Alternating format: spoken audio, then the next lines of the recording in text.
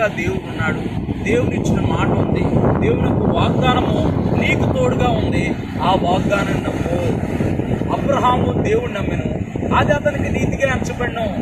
దేవుని నమ్మటం వల్లే మనము నీతిమంతులు అవుతాము. దేవుని నమ్మటం వల్లే మనం నీతిమంతులు అవుతాము. దేవుని యందు విశ్వాసం ఉంచడం వల్లే మనము పరిశుద్ధపరచబడతాము.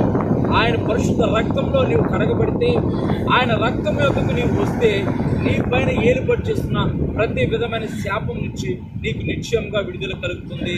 దేవునికి మహిమ కలుగును గాక. ఇక్కడ దేవుని వాగ్దానము అబ్రహాముతో అంటుంది, నేను నిన్ను నిశ్చయంగా ఆశీర్వదించి ఆకాశ నక్షత్రం వలెను సముద్ర తీరం వదిలి ఇసుక వలెను నీ సంతానమును నేను అభివృద్ధి పరిచెదను, నీ సంతానమును విస్తరింపచేదును.